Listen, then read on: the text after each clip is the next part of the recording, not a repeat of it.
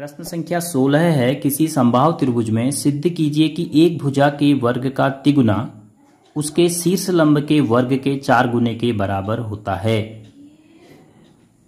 त्रिभुज P Q R एक समबाहु त्रिभुज आपको आकृति में दिखाई दे रहा है। पी क्यू, क्यू आर और पी आर इसकी तीनों भुजाएं बराबर होंगी और पी एस जो है शीर्ष लंब है। समबाहु त्रिभुज में आप जानते हैं किसी भी सिरे से अगर आप सामने की भुजा पर लंब खींचेंगे तो वह सामने की भुजा को आधा भी कर देता है, समद्विभाजित कर देता है, क्योंकि वो माध्यिका का काम करता है।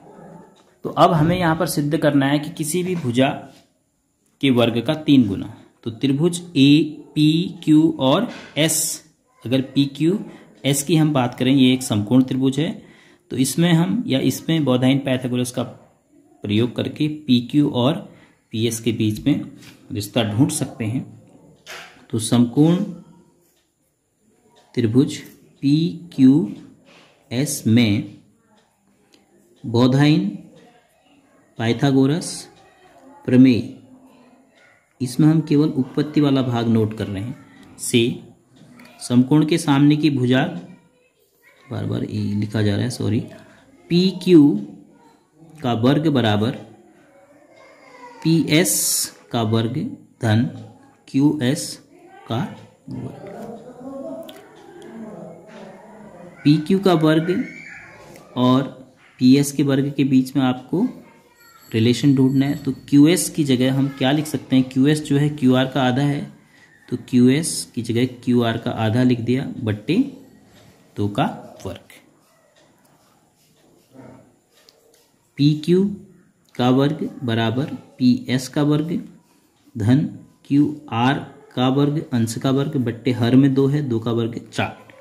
अब पी क्यू और क्यू आर बराबर हैं, तो क्यू आर को हम पी क्यू के ही साथ बाईं पक्ष में ले लेते हैं, तो क्यू आर का वर्ग बट्टे 4, दाईं पक्ष में केवल पी एस जो शीर्ष लंब है उसी का वर्ग रहा। अब पी क्यू और क्यू आर बराबर हैं, तो क्यू आर की जगह भी हमने क्यू आर की जगह पी क्यू रख दिया बट्टे 4 बराबर पी एस का वर्ग। अब यह 1 ऋण 1 बट्टे 4 जैसा भिन्न का घटाना है, तो 4 से 1 गुणा हुआ 4 पी क्यू वर्ग ऋण पी क्यू का वर्ग बराबर पी एस का वर्ग। 4 पी क्यू वर्ग में से 1 पी क्यू वर्ग घटाया तो 3 पी क्यू वर्ग आपको प्राप्त होगा बराबर 4 को आप यहाँ गुणा कर सकते हैं, तो 4 पी एस वर्ग। तो क्या हो गया, 3 गुणा भुजा वर्ग यानी भुजा के वर्ग का 3 गुना बराबर शीर्ष लंब का वर्ग गुणा 4, तो शीर्ष लंब के वर्ग के 4 गुने के बराबर होता है। तो यह सिद्ध करना था, इति सिद्धम।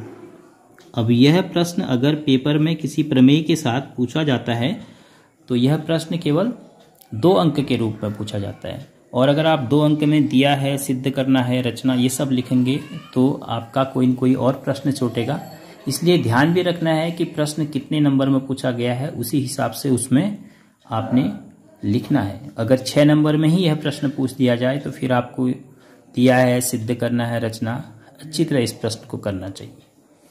प्रश्नावली 6.5 का अंतिम प्रश्न संख्या 17 है, सही उत्तर चुनकर उसका औचित्य दीजिए। त्रिभुज एबीसी में AB बराबर 6 वर्गमूल 3, AC बराबर 12 सेंटीमीटर और BC बराबर 6 सेंटीमीटर, तो कोण B ज्ञात करिए। हम एक त्रिभुज बना लेते हैं ABC, तो हमें क्या क्या दिया है, AB